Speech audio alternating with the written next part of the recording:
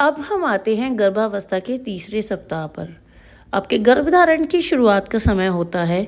इस सप्ताह में ओव्यूलेशन और फर्टिलाइजेशन की प्रक्रिया पूरी होती है और निषेचित अंडा गर्भाशय की ओर यात्रा शुरू करता है।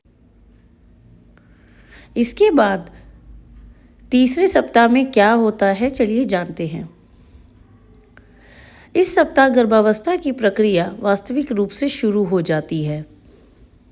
निषेचन मतलब कि फर्टिलाइजेशन।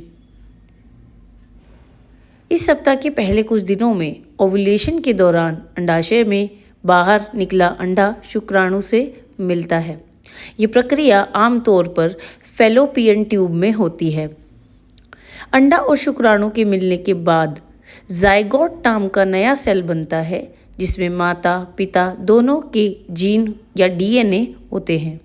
जाइगोट अगले कुछ दिनों में तेजी से विभाजित होकर ब्लास्टोसिस्ट बनाता है। गर्भाशय की ओर यात्रा, चलिए देखते हैं किस तरीके से होती है। ब्लाइसोसिस्ट लगभग 5-6 दिनों तक फैलोपियन ट्यूब के माध्यम से गर्भाशय तक पहुंचता है। ये गर्भाशय की परत में इम्प्लांट करता है। इम्प्लांटेशन किसे कहते हैं, चलिए जानते हैं, और कैसे होता है ये भी जानते हैं। गर्भाशय की दीवार पर सफल इम्प्लांटेशन तीसरे सप्ताह के अंत तक होता है। इसके बाद ब्लास्टोसिस्ट को एम्ब्रॉय कहा जाता है, जिसे कि भ्रूण बोलते हैं। भ्रूण का विकास देखते हैं कि कैसे होता है। भ्रूण अब केवल कुछ कोशिकाओं का समूह है, लेकिन इसमें तेजी से विभाजन हो रहा है। माता पिता के डीएनए के मिलन से शिशु का लिंग, बालों का रंग, आंखों का रंग और अन्य आनुवांशिक विशेषताएं तय हो जाती हैं। सिम्टम्स इन वीक 3, लक्षण क्या होते हैं सप्ताह 3 में।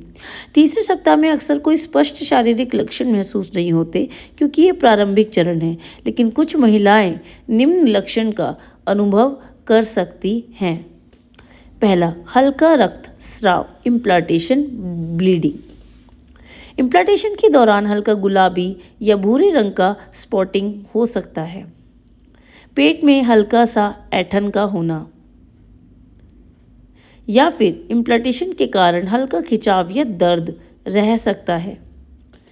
थकावट और ऊर्जा की कमी भी आपको महसूस हो सकती है। गर्भधारण के शुरुआती चरण में हार्मोनल बदलाव के कारण थकान महसूस सी होने लगती है। स्तन की संवेदनशीलता हो जाती है, थोड़े सूजे हुए या संवेदनशील हो सकते हैं। बेसल बॉडी टेम्परेचर में वृद्धि हो सकती है। गर्भधारण के कारण शरीर का बेसल तापमान सामान्य से थोड़ा सा बढ़ जाता है। हार्मोनल परिवर्तन, यह भी एक कारण है। तीसरे सप्ताह में HCG हार्मोन का उत्पादन शुरू होता है। यह हार्मोन शिशु के विकास को सपोर्ट करता है। HCG का स्तर बढ़ने से माहवारी बंद हो जाती है। प्रोजेस्टेरोन और एस्ट्रोजन जैसे अन्य हार्मोन भी शिशु के लिए गर्भाशय को तैयार कर देते हैं। यदि आप गर्भधारण की कोशिश कर रही हैं, गर्भधारण का पता लगाना। अभी तक घरेलू प्रेगनेंसी टेस्ट पॉजिटिव नहीं दिखा सकता, क्योंकि HCG का स्तर बहुत ही ज़्यादा कम होता है।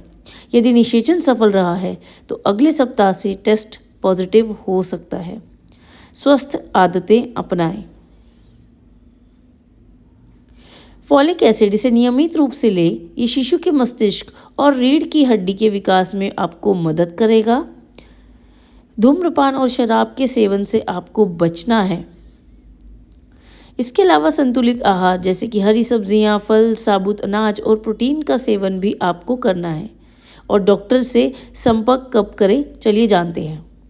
यदि आपको भारी रक्तस्राव हो रहा हो तो आप डॉक्टर से संपर्क कर सकते हैं, या पेट में तेज या असामान्य दर्द आप महसूस कर रही हों, या गर्भावस्था को लेकर आपको कोई किसी भी तरीके की चिंता हो। इस सप्ताह में ऐसा क्या करें? गर्भावस्था को सपोर्ट करने वाले पोषण पर आपको बहुत ही ज़्यादा ध्यान देना पड़ेगा। तनाव को कम करना होगा और आराम भी अधिक करना होगा। गर्भधारण से संबंधित किसी भी संदेह के लिए डॉक्टरों से आपको परामर्श लेना होगा। यदि आपको इम्प्लांटेशन ब्लीडिंग का संदेह हो तो इसे सामान्य से समझें, लेकिन अगर ज़्यादा हो इसे ट्रैक करते रहें।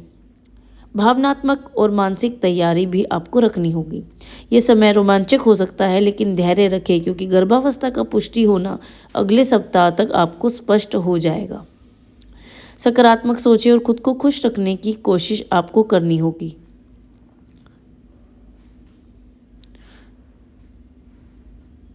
तो दोस्तों, गर्भावस्था का तीसरा सप्ताह शिशु के जीवन की शुरुआत का समय है। इस सप्ताह निषेचन और इम्प्लांटेशन की प्रक्रिया होती है। लक्षण बहुत हल्के होते हैं। ये समय माँ और शिशु दोनों के लिए बहुत ही ज़्यादा ज़रूरी है। तो संतुलित आहार और अच्छी आदतों का आपको पालन करना होगा ताकि आपकी गर्भावस्था स्वस्थ और सुरक्षित रहे। वीडियो अच्छी लगी हो तो प्लीज़ लाइक, शेयर, सब्सक्राइब कीजिए।